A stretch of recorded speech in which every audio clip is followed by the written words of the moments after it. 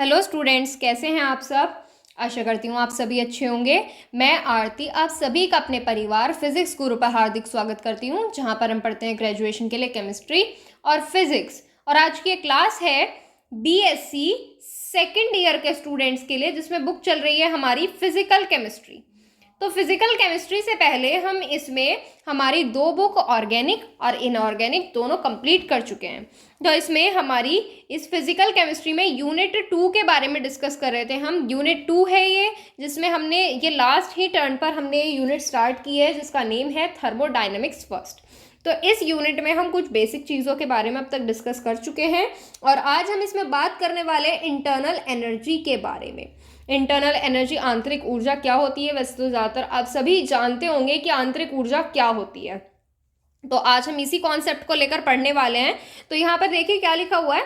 It can be defined as the total energy of thermodynamic system at constant volume. नियत आयतन पर, volume क्या होता है, आयतन होता है। नियत आयतन पर किसी भी थर्मोडाइनमिक सिस्टम की जो टोटल एनर्जी होती है वो उसकी इंटरनल एनर्जी कही जाती है। It will be equal to the sum of all time of energy present in the system। उस सिस्टम के अंदर, सिस्टम यहाँ पे कोई भी मशीन हो सकती है, कुछ भी हो सकता है, उस सिस्टम के अंदर जितनी भी एनर्जी होती है, कोई भी एनर्जी हो, मतलब यहाँ काइनेटिक एनर्जी मान सकते हैं, रोटेशनल एनर्जी, वाइब्रेशनल एनर्जी, कोई सी भी एनर्जी मान सकते हैं। जितनी भी एनर्जी होंगी सबके सम के इक्वल होती है इंटरनल एनर्जी। इंटरनल एनर्जी से मतलब क्या है, आंतरिक ऊर्जा ही तो कही जाती है बेटा इंटरनल एनर्जी। तो जो इंटरनल एनर्जी मतलब जितनी भी उसके अंदर एनर्जी होंगी उसके सम के इक्वल होगी। क्लियर है इतनी बात। The real value of internal energy can not be calculated. जो आपकी रियल वैल्यू होती है इंटरनल एनर्जी, आंतरिक ऊर्जा की, वो आप कैलकुलेट नहीं कर सकते। उसका भी एक रीजन है। Thermodynamic is related to the energy change. That's why change in internal energy can be represented। मतलब इसका रीजन ये है कि देखो थर्मोडायनेमिक्स क्या होता है, एनर्जी चेंज ही तो मेजर करते हैं। जो एग्जैक्ट वैल्यू, रियल वैल्यू आप नहीं फाइंड कर सकते, क्योंकि एनर्जी क्या होती रहती है बेटा, चेंज होती रहती है। क्या होती रहती है, चेंज होती रहती है। तो उसमें एक अप्रॉक्सीमेट वैल्यू आप वहां से निकाल सकते हो, बट एग्जैक्ट वैल्यू नहीं फाइंड हो सकती वहां से। और इसमें रिलेशन दिया हुआ है कि जो ऑल टाइप्स एनर्जी है वो उसके सम के इक्वल यहाँ पर इस तरीके से दिखाई गई है बेटा। जो ये डेल्टा ई है, ये आप इंटरनल एनर्जी रिप्रेजेंट करेंगे इससे, K E kinetic energy, rotational energy, vibrational energy, bond energy, इस तरीके से दी हुई है। आगे इसमें एक चीज दी हुई है, क्या है वो देखो। इसकी इकाई, यूनिट के बारे में बताया गया है, मात्रा कह सकते हो इसके बारे में बताया। ये होता है किलो कैलोरी पर मोल, जूल पर मोल, और इलेक्ट्रॉन वोल्ट पर मोल इसकी यूनिट कही जा सकती है। ये इसकी यूनिट्स होती हैं। आगे देखिए ये कैसा है बेटा, एक स्टेट फंक्शन है। स्टेट फंक्शन का मतलब क्या है, अब देखना स्टेट फंक्शन क्या होता है। इसका मतलब इसमें आगे लिखा हुआ है, it means that change in internal energy depend on the final and initial condition of the system. State function मैंने आपको बताया था, स्टेट फंक्शन और पाथ फंक्शन के बारे में लास्ट टर्न पर हमने इसकी डेफिनेशन के बारे में डिस्कस किया था। आशा करती हूँ आप सभी ने वो लेक्चर अटेंड किया होगा। नहीं किया है तो जाके देख लो, ज़्यादा लेंदी नहीं है, छोटी छोटी डेफिनेशंस है, बहुत सारी डेफिनेशंस हैं उसमें, पर बहुत ईजी है, सिंपल है, आपको एक बार पढ़ते ही याद हो जाएंगी। देखिए ये कैसा होता है, जो ये फंक्शन होता है, ये स्टेट फंक्शन होता है। मतलब इसमें जो एनर्जी चेंज होता है इनिशियल और फाइनल वैल्यू पर डिपेंड करता है, पाथ जो फॉलो करता है सिस्टम उस पर डिपेंड नहीं करता है। और जो so the change in initial internal energy can be calculated. ये इंटरनल एनर्जी कैलकुलेट करने का ये क्या दिया हुआ है, रिलेशन दे दिया। देखो ई एफ क्या है, फाइनल एनर्जी है, और ई आई क्या है, इनिशियल एनर्जी है। ठीक है, इतनी बात समझ में आई। तो आप क्या करेंगे, इसमें आगे टर्म्स के बारे में पढ़ेंगे। देखो यहाँ पर कुछ लिखा हुआ है, अगर फाइनल एनर्जी ज़्यादा हो इनिशियल एनर्जी से तब डेल्टा ई की वैल्यू पॉजिटिव में आती है। आप इसको सॉल्व करेंगे तो रख के आपको इसमें वैल्यूज आंसर पता चल जाएंगे। अगर आपकी इनिशियल एनर्जी ज़्यादा है, फाइनल एनर्जी कम है, तो आपकी डेल्टा ई की वैल्यू आएगी नेगेटिव में। क्लियर है। अगर आप यहाँ से अभी स्क्रीनशॉट लेना चाहते हैं तो आप ले सकते हैं। आप इसको अपना सेव करके रख लीजिए। आप बेस्ट पार्ट है आपका इसका कि आप इसमें पॉज करके आप इसको नोट डाउन भी कर सकते हैं अगर आप करना चाहते हैं तो। बाकी मर्जी आपकी है। देखिए अब यहाँ से नेक्स्ट है work done. Work done, work आप सभी जानते हो क्या होता है कि जो स्कूल से मिल गया, कॉलेज से मिल गया, यहाँ से मिल गया, बस ये हो गया वर्क। नहीं, देखो यहाँ से हम इसमें पढ़ेंगे it can be defined as the product. Work आप सभी जानते हो क्या होता है, क्या होता है, फोर्स इंटू डिस्प्लेसमेंट होता है वर्क, होता है या नहीं, फोर्स इंटू डिस्प्लेसमेंट वही है इसमें। ये जो है it can be defined as the product of force and displacement. It is a path function, path function होता है ये, depend on the nature of path followed by the system. It is a scalar quantity and its unit is joule. Work की unit क्या होती है, joule होती है, scalar quantity होती है। जब ये स्केलर क्वांटिटी है तो ये path followed by the system को भी डिपेंड करेगा कि सिस्टम कौन से पाथ से होकर जा रहा है। क्लियर है इतनी बार। अब आगे इसमें थोड़ा सा प्रूफ दिया हुआ है। प्रूफ क्या है इसमें, आगे थोड़ी डेरिवेशन ही दी हुई है। देखो इसमें यहाँ पे क्या है, let ideal gas is filled in a container which is friction free. मतलब क्या है, हमने क्या ली, एक आइडल गैस ले ली जो हमने एक कंटेनर में किसी भी पात्र में भरी है जो घर्षण मुक्त है, जिसमें क्या है, फ्रिक्शन नहीं है। The area of gas is a meter square. A small A है, कैपिटल ए ले सकते हो, मर्जी है आपकी। तो यहाँ से क्या है, ये इसका एरिया दे दिया and the piston is attached on the top position. और उस कंटेनर में टॉप पोजीशन पर सबसे ऊपर क्या प्रेजेंट है, पिस्टन रखा हुआ है, लगा हुआ है। If the initial volume of gas is V1 millilitre. बेटा थोड़ा हैंड राइटिंग का थोड़ी इशू हो सकता है इसमें आपको, तो मैं आपको डिक्टेट कर रही हूँ, आप या तो साथ के साथ लिख लो, मर्जी आपकी, या फिर आप बाद में भी कर सकते हो। इसमें ऐसी कोई दिक्कत नहीं है कि बिल्कुल नजर नहीं आ रहा, आप थोड़ा सा ध्यान से देखोगे आपको सब दिख जाएगा। और अगर आपको वीडियो क्वालिटी की दिक्कत हो रही है तो आप वीडियो क्वालिटी बढ़ा सकते हो, इंक्रीज कर सकते हो, ये सब तो आपके हाथ में है। तो देखो यहाँ से, यहाँ पे क्या लिखा हुआ है, आइडल गैस के बारे में बताया गया है। आइडल गैस जो है किसी कंटेनर में फिल्ड कर दी जो फ्रिक्शन फ्री है, जिसका एरिया है ए मीटर स्क्वायर, उसके ऊपर पिस्टन लगा हुआ है और उसमें इनिशियल वॉल्यूम जो है V1 मिलीलीटर है और फाइनल वॉल्यूम जो है V2 मिलीलीटर है। देखो V1 मिलीलीटर जो है कंप्रेशन से पहले वाला है, मतलब पिस्टन के कंप्रेशन से पहले वाला है। जब हम क्या करेंगे, प्रेशर ही तो लगाएंगे बेटा इसमें। ये आपने डेरिवेशन बहुत की हुई है, बहुत की हुई है, फिजिक्स में बहुत आती है डेरिवेशन, 11th 12th में बहुत होती है पिस्टन्स वाली। अब इसमें देखो, अब यहाँ पर क्या है, और कंप्रेशन के बाद का वॉल्यूम V2 मिलीलीटर दिया है। During compression the displacement of piston is x। Compression के दौरान पिस्टन जो होता है x डिस्टेंस तय करता है। Then the work done by the system. तब यहाँ पर क्या दिया है, work done by the system दिया है कि सिस्टम द्वारा कितना वर्क किया गया है। देखो मैं आपको डायग्राम के थ्रू बताती हूँ, बहुत ही सिंपल है, इतना ज़्यादा टिपिकल नहीं है जितना आप सोच रहे होंगे इसको। देखो यहाँ से डायग्राम में, तो डायग्राम में यहाँ से क्या है, यहाँ पर एक बार देख लो ध्यान से। यहाँ पर क्या है, इसमें एक कंटेनर लिया हुआ है जिसके ऊपर क्या लगा हुआ है, पिस्टन लगा हुआ है। अब यहाँ पर क्या भरी हुई है, हमारी गैस भरी हुई है जिसका एरिया कितना है, ए क्या है, इसका एरिया दिया हुआ है। अब यहाँ पर क्या लगा हुआ है, पिस्टन लगा हुआ है। अब पिस्टन क्या होगा, कंप्रेस होगा, या कह सकते हो उस पर प्रेशर लगाएंगे हम। तो प्रेशर जब लगाएंगे, ये एक्स डिस्टेंस, ये वाला डिस्टेंस तय करके ये पिस्टन हमारा यहाँ पहुंच जाएगा। देखो एक बार, ये वाला पिस्टन पे जब कंप्रेशन लगेगा तो ये मूव करेगा नीचे की तरफ, यहाँ पर पहुंच जाएगा और इनके बीच के डिस्टेंस को हमने क्या नाम दे दिया, एक्स नाम दे दिया। मर्जी है आपकी, एक्स दे सकते हो या फिर डी, जो आपकी मर्जी है वो आप यहाँ से इसका नेम रख सकते हो।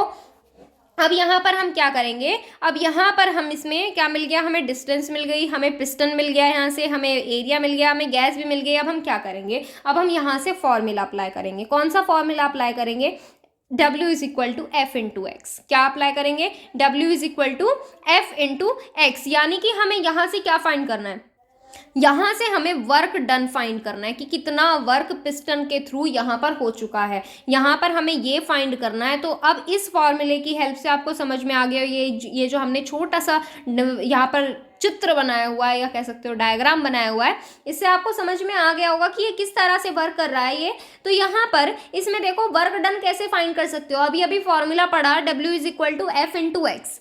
W निकालना है आपको, एक्स आपको पता चल गया कि पिस्टन के थ्रू कितनी दूरी तय हुई है, एफ नहीं पता आपको कि कितना फोर्स यहाँ पर लगा हुआ है, तो पता क्या है इसमें, आपको यहाँ से प्रेशर पता है कि आपको यहाँ पर प्रेशर लगा है, क्या लगा है, प्रेशर लगा है। तो अब हम क्या करेंगे, अब हम इस एफ के लिए वैल्यू निकालेंगे। कैसे निकालेंगे, तो हमारा एक फॉर्मूला होता है P is equal to F upon A, P is equal to F upon A, यहाँ से होता है फॉर्मूला ये।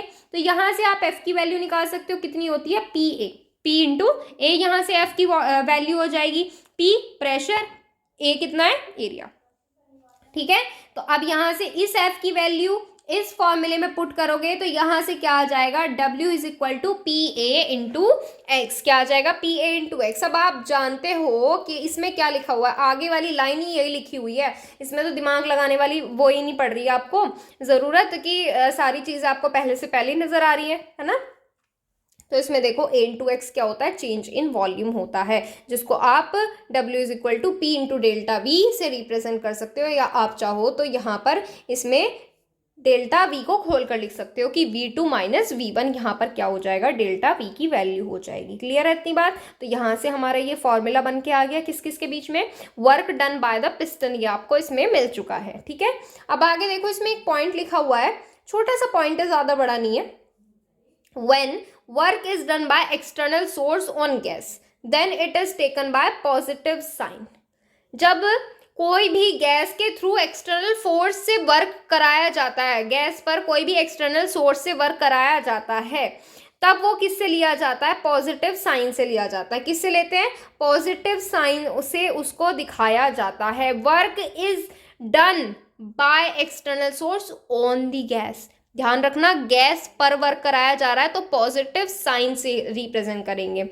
Because during such process energy of gas will increase, इस प्रोसेस के टाइम पे जो गैस की एनर्जी है वो इंक्रीज हो रही है। कैसे इंक्रीज हो रही है बेटा, देखो गैस के पास अपनी एनर्जी है थोड़ी बहुत, क्या है, अपनी थोड़ी बहुत एनर्जी है, लेकिन हम क्या कर रहे हैं, उसकी एनर्जी को यूज नहीं कर रहे हैं, हम अपनी एनर्जी लगा रहे हैं। तो हमारी एनर्जी भी किसको मिल रही है, गैस को मिल रही है, तो टोटल एनर्जी क्या हो जाएगी, इंक्रीज हो जाएगी। क्या हो जाएगी, इंक्रीज हो जाएगी। इसी के जस्ट अपोजिट, अगर work is done by the gas for expansion, अगर वर्क कराया जा रहा है गैस के थ्रू, किसके थ्रू, गैस काम कर रही है, गैस पर वर्क नहीं हो रहा है, गैस के द्वारा वर्क हो रहा है, तब it will represent by the negative sign. तब ये किससे रिप्रेजेंट करते हैं, माइनस साइन से रिप्रेजेंट करते हैं, क्योंकि इस प्रोसेस के टाइम पर हमारी जो गैस की एनर्जी है वो रिड्यूस हो रही है। क्लियर है इतनी बात। दो टॉपिक हो गए कंप्लीट, एक तो हो गया इंटरनल एनर्जी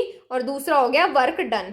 ठीक है, इसके बाद है हमारा फर्स्ट लॉ ऑफ थर्मोडायनेमिक, इसके बारे में भी अभी डिस्कस करेंगे। पहले आप इसका स्क्रीनशॉट ले लीजिए, ये हो गया इंटरनल एनर्जी, आपका स्क्रीनशॉट ले सकते हैं आप इसका। ये हो गया वर्क डन, ये हो गया पूरा वर्क डन, ये हो गया। क्लियर है, स्क्रीनशॉट ले लो आप इसका। आशा करती हूँ आप सभी ने स्क्रीनशॉट ले लिया होगा। आगे चलते हैं, फर्स्ट लॉ ऑफ थर्मोडायनेमिक, या फिर जिसे कंजर्वेशन लॉ ऑफ एनर्जी भी बोला जाता है। सभी जानते हो हेल्महोल्ट्ज ने ये लॉ दिया था, जिन्होंने कहा था कि ऊर्जा को न तो नष्ट किया जा सकता है न ही उत्पन्न किया जा सकता है, उसे केवल एक रूप से दूसरे रूप में परिवर्तित किया जा सकता है। यही है फर्स्ट लॉ ऑफ थर्मोडायनेमिक्स, जिसे कंजर्वेशन लॉ ऑफ एनर्जी भी कहा जाता है। यही लिखा हुआ है, the total energy of universe remains conserved. It means that energy cannot be created or destroyed, but it can be changed from one form to other form. Clear है इतनी बात, बिल्कुल क्लियर होनी चाहिए, पढ़ते आए हो अब तक ये।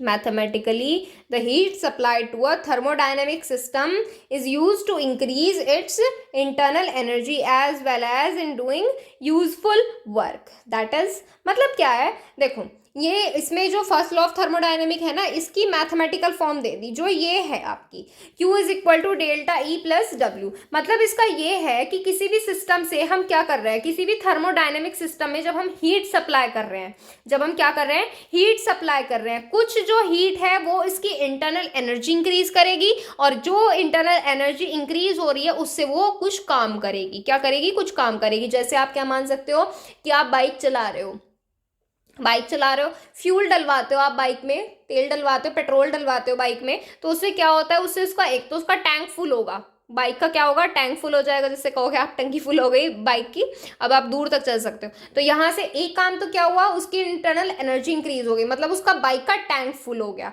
और दूसरा काम क्या हुआ कि आप उससे अब ट्रैवल कर सकते हो, कि वो अब आपको बहुत दूर तक ले जा सकती है, जितना जितना उसमें फ्यूल है या जितना आपको जाना है, डिपेंड ऑन यू। ठीक है, कि आपने तेल डलवाया है। ठीक है, चलो आगे इसमें क्या दिखाया हुआ है, आगे इसमें यही ऊपर वाला फॉर्मूला दे दिया बेटा।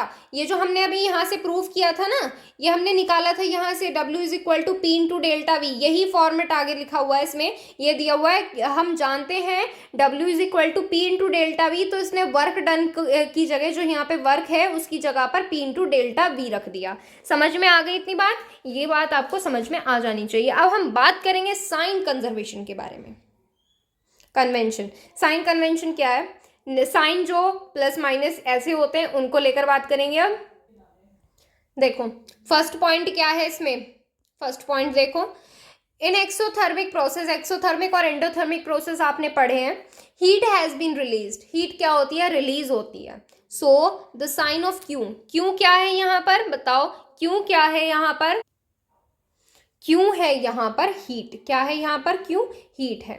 तो यहाँ पर देखो, so the sign of Q for exothermic reaction is represented by positive sign, क्योंकि हीट क्या हो रही है, रिलीज हो रही है। और एंडोथर्मिक प्रोसेस में नेगेटिव साइन, क्योंकि एंडोथर्मिक प्रोसेस में क्या होती है, हीट एब्जॉर्ब होती है। For such system sign of Q will be taken as negative.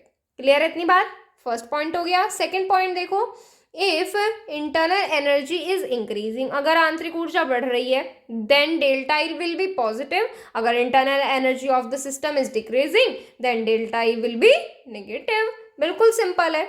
आगे देखो, work done by the system is negative and work done on the system is positive. बिल्कुल सिंपल सी बात है, अगर सिस्टम द्वारा वर्क किया जा रहा है मतलब सिस्टम की एनर्जी डिक्रीज हो रही है, सिस्टम की एनर्जी खर्च हो रही है तो नेगेटिव। और अगर सिस्टम पर वर्क किया जा रहा है कि सिस्टम की एनर्जी तो ऐसे की ऐसी रखी हुई है, उसको बाहर से एनर्जी मिल रही है, तो साइन विल बी पॉजिटिव। समझ में आ गई ये बात साइन कन्वेंशन के बारे में। अब आप क्या करोगे बेटा, इसका स्क्रीनशॉट ले लो, ये तो हो गया था ना, ये ले लो, इसका स्क्रीनशॉट लो और ये साइन कन्वेंशन का स्क्रीनशॉट लो।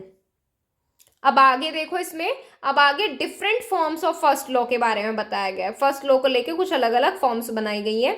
जैसे इसमें फर्स्ट फॉर्म है फॉर आइसोकोरिक सिस्टम, ये हमने कुछ पॉइंट्स के बारे में पढ़ा था लास्ट टर्न पर, हमने आइसोकोरिक, आइसोबारिक, आइसोथर्मल, एडियाबैटिक, इनके बारे में बात की थी। तो अब हम इन्हीं के बारे में लेकर बात करेंगे फर्स्ट लॉ ऑफ थर्मोडाइनमिक को लेकर। क्लियर है इतनी बात। देखो, for isochoric system, isochoric system के लिए आप जानते हो, आइसोकोरिक सिस्टम में चेंज इन वॉल्यूम क्या होता है, जीरो होता है, या अनचेंज होता है, क्या यूनिफॉर्म होता है, आप इस तरीके से बोल सकते हो। So for isochoric system the term P into delta V equals to zero. अब P into delta V equals to zero क्यों होगी बेटा, P और डेल्टा V जो है एक दूसरे की मल्टीप्लाई में होते हैं, और ये तो आप जानते ही होंगे, जीरो की मल्टीप्लाई किससे भी कर लो जीरो ही आना है, बिल्कुल बच्चों वाली चीज है ये तो यहाँ पर P इंटू डेल्टा वी क्या हो जाएगा, जीरो हो जाएगा। So in isochoric system the first law of thermodynamic is reduced in following form. ये क्या हो जाएगा, यहाँ से हीट इक्वल्स टू किसके हो जाएगा, इंटरनल एनर्जी के इक्वल हो जाएगी। क्लियर है। चलो सेकंड पॉइंट देखो, for isothermal system, isothermal system में क्या होता है बेटा, टेम्परेचर चेंज जीरो होता है। जब यहाँ पर डेल्टा T जीरो होगा तब क्या होगा बताओ। देखो यहाँ पर है हमारा ये, इस कंडीशन में the change in internal energy will be zero, internal energy का जो चेंज हो जाएगा वो बिल्कुल जीरो हो जाएगा, मतलब डेल्टा ई की वैल्यू हो जाएगी जीरो। तो यहाँ से क्यू किसके इक्वल हो जाएगा, पी इंटू डेल्टा वी के इक्वल हो जाएगा। ये बात मैंने आपसे लास्ट टर्न पर भी कही थी कि अगर ऊष्मा मतलब टेम्परेचर, तापमान में क्या हो रहा है, नियत हो रहा है, तो उसके अंदर की क्या ऊर्जा भी नियत होगी या नहीं, ये मैंने आपसे पूछा था। ठीक है, उसकी जो इंटरनल एनर्जी, आंतरिक ऊर्जा होगी उसके बारे में। ठीक है, चलो आगे देखो, इसमें ये हो गया आइसोकोरिक, आइसोथर्मल हो गया। स्क्रीनशॉट लेना चाहते हो अभी ले सकते हो, वरना बाद में ले लेना। ये है एडियाबैटिक प्रोसेस के लिए। In this system, no heat has been exchanged between system and surrounding. heat exchange नहीं हो रही, मतलब क्यों क्या हो गया यहाँ से जीरो, क्या हो गया, जीरो हो गया। जब यहाँ पर यहाँ पर वैल्यू रखो और रिलेशन निकाल डालो। क्यों आता है यहाँ पर, क्यों आता है ना इसकी जगह पर, यहाँ पर तो इसकी जगह 0 रखो, तो ये हो जाएगा delta E plus W. Solve करोगे डेल्टा इज इक्वल टू आ जाएगा माइनस डब्ल्यू, या डब्ल्यू की जगह क्या रख सकते हो, पी इंटू डेल्टा वी रख सकते हो। ठीक है, एडियाबैटिक के लिए।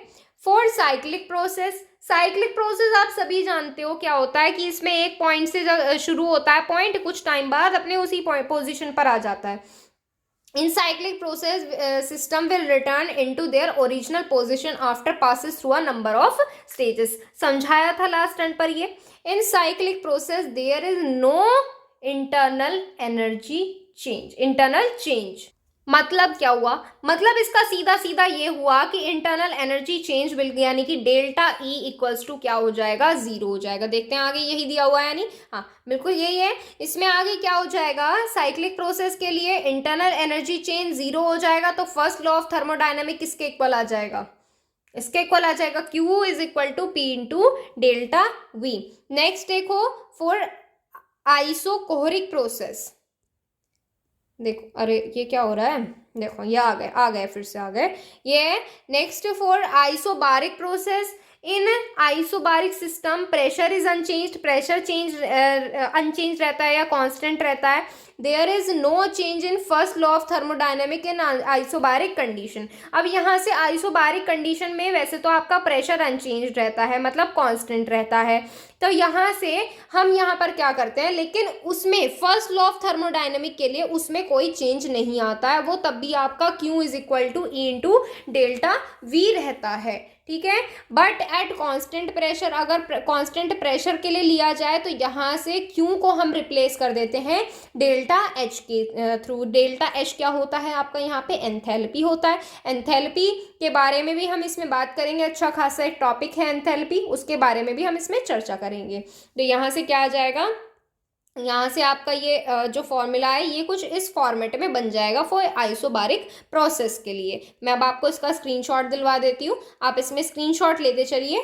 ये तो आई थिंक मैं हो गया था, तो इसमें आगे ये एडियाबैटिक और ये साइक्लिक प्रोसेस के लिए स्क्रीनशॉट ले लीजिए, और ये इसमें हो गया यहाँ पर फॉर आइसोबारिक प्रोसेस। नेक्स्ट है इसमें एप्लीकेशंस, बहुत ही सिंपल है, छोटा सा रह रहा है, ये कंप्लीट होने वाला है। उसके बाद लवाशियस लॉ, देखो लवाशियस लॉ के बारे में पहले मैं आपको बताती हूँ, इससे पहले क्या लिखा हुआ है। First law of thermodynamic is useful for the measurement of a number of energy as well as to principal.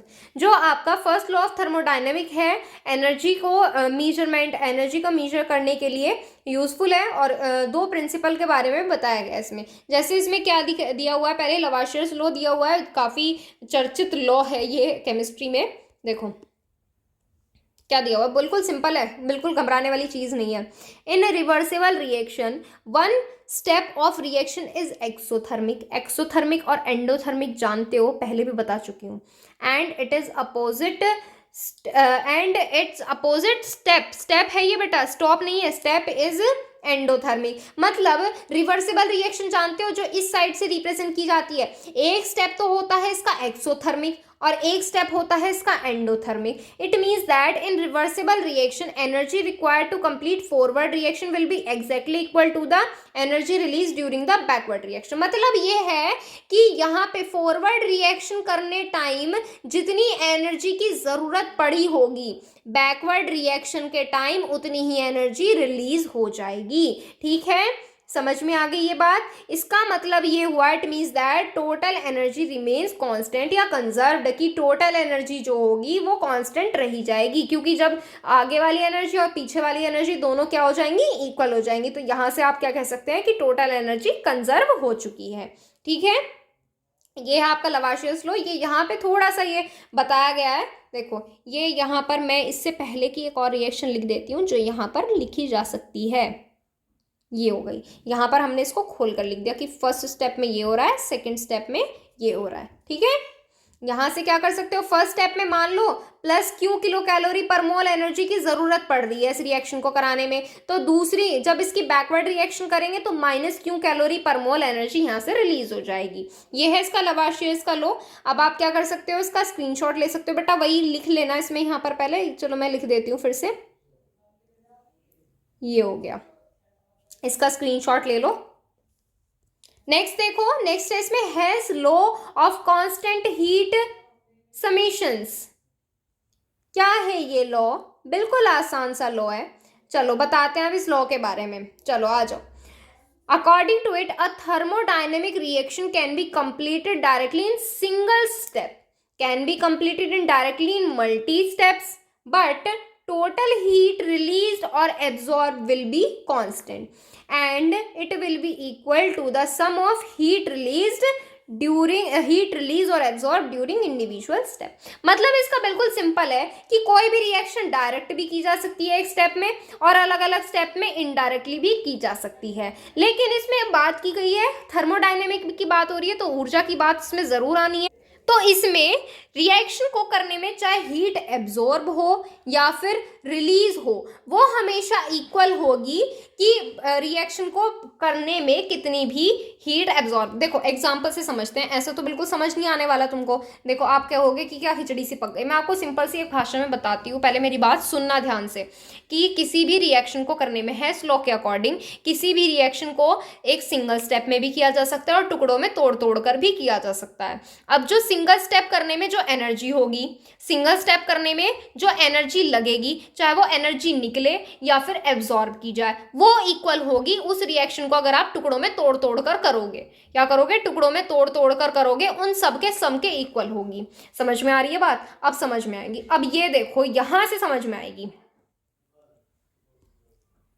ये आ गया, ये हो रही है एक reaction plus Q kilo calorie पर मोल यहाँ पर एनर्जी लग रही है। या फिर ए टू डी तक पहुंचने के या तो दो तीन तरीके हैं, या तो सीधा ए टू बी जाओ उसमें Q1 किलो कैलोरी पर मोल लग रही है, फिर बी टू सी जाओ उसमें Q2 किलो कैलोरी पर मोल लग रही है, सॉरी, और क्या सी टू डी जाओ उसमें Q3 किलो कैलोरी पर मोल लग रही है। और हेस लॉ के according Q equals to the sum of these energies. ये है हेस लॉ।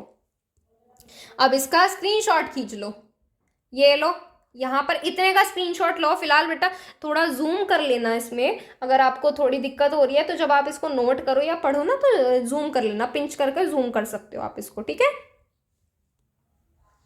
अब आगे ये आ गया, has law can be experimentally verified. CO2 carbon dioxide में एक्सपेरिमेंटली वेरीफाई किया गया है। एक इसका प्रॉपर एग्जांपल देख लो। कैन बी ऑब्टेन्ड, ये यहाँ पर CO2 can be obtained by the direct combustion of Coke powder. Combustion होता है दहन, कोक पाउडर का डायरेक्ट दहन करके भी आप यहाँ से क्या कर सकते हो? CO2 बना सकते हो। कार्बन और यहाँ पर क्या करोगे? कोक पाउडर और का दहन यानी कि कार्बन और ऑक्सीजन लोगे साथ में तो डायरेक्ट भी बन सकता है। और it may be formed by incomplete combustion of Coke and CO2। और जैसे कि इसमें पहले बताया टुकड़ों में तोड़कर भी कर सकते हो। अब आगे देखो, ये वाला पॉइंट देखना ध्यान से, बिल्कुल ये वाला पॉइंट, यही गलती मत करना। But the total heat release in both method is exactly similar. पर जो दोनों मैथड में ऊर्जा रिलीज हो रही है, मुक्त हो रही है, वो बिल्कुल एग्जैक्टली सेम आएगी, चाहे एक साथ कर लो या टुकड़ों में तोड़ तोड़ कर लो। ये आ गया यहाँ पर आपका एग्जाम्पल। देखो फर्स्ट स्टेप है ये, यहाँ पर आपका क्या दिया हुआ है? कार्बन दिया हुआ है और ऑक्सीजन लिया हुआ है। यहाँ पर आपका दहन हो रहा है, CO2 बन रही है और ऊर्जा बेटा यहाँ से मुक्त होगी प्लस 94 किलो कैलोरी पर मोल। मुक्त हो रही है इसलिए प्लस लगा रहे हैं, अगर एब्जॉर्ब की होती तो यहाँ से माइनस लगाते हैं, ठीक है इतनी बात। और इसमें दूसरी तरीके से भी कर सकते हो, अगर आप यहाँ पर इसका अपूर्ण दहन करोगे, मतलब पूरी तरीके से इसका ऑक्सीडेशन नहीं करोगे, तो यहाँ पर आप क्या लोगे? एक ऑक्सीजन का मॉलिक्यूल लोगे, या फिर आप इसको इस तरीके से भी रिप्रेजेंट कर सकते हो। तो यहाँ से आपका बनेगा CO, जिसमें आपकी इतनी किलो कैलोरी पर मोल एनर्जी रिलीज होगी। फिर इसका क्या करोगे? फिर एक बार और दहन करोगे CO का, फिर यहाँ से आपकी 26 किलो कैलोरी पर मोल होगी। हैस लॉ अप्लाई करोगे, दोनों को जोड़ोगे, यही आनी है 94। क्या आनी है? 94 ही आनी है, ठीक है। प्रूफ हो गया है इस लो। अब इसका स्क्रीनशॉट ले लो। अब इसके बाद है बेटा एप्लीकेशन है थोड़ी सी लेंदी, उसके बारे में डिस्कस करेंगे हम हमारे लास्ट टर्न पर। अगर आपने स्क्रीनशॉट ना लिया हो तो मैं आपको एक बार फिर से स्क्रॉल करके दिखा देती हूँ, आप इसका स्क्रीनशॉट ले लीजिए, ठीक है। और अगर आपकी इसमें कोई भी डाउट है तो आप इंस्टाग्राम पर मैसेज कर सकते हो। इंस्टाग्राम ID हम आपको बता देंगे, और टेलीग्राम चैनल भी बनाया हुआ है हमने आपके लिए। प्ले स्टोर से टेलीग्राम इंस्टॉल करना, उस पर ID बनाना physics_guru_India, उस पर आपको चैनल सर्च करना है, फिजिक्स गुरु इंडिया, यही सर्च कर लेना, आपको चैनल मिल जाएगा जहाँ पर आपको डेली क्लासेस के नोटिफिकेशन टाइम टू टाइम मिल जाएंगे। और इंस्टाग्राम आईडी बताएंगे हम आपको, उससे आप क्या कर सकते हैं, उससे आप हमसे जुड़ सकते हैं। ये हो गया एप्लीकेशन, ये हो गया लवाशियस लॉ, हैस लॉ, और ये इसका क्या हो गया, यहाँ पर पूरी डेरिवेशन हो गई, ये इसका एग्जाम्पल हो गया। अब हम आपको बताएंगे इंस्टाग्राम आईडी। ये देखिए फिजिक्स अंडरस्कोर गुरु अंडरस्कोर इंडिया, ये इंस्टाग्राम आईडी है। इस पर आप अपने क्वेश्चंस हमसे पूछ सकते हैं।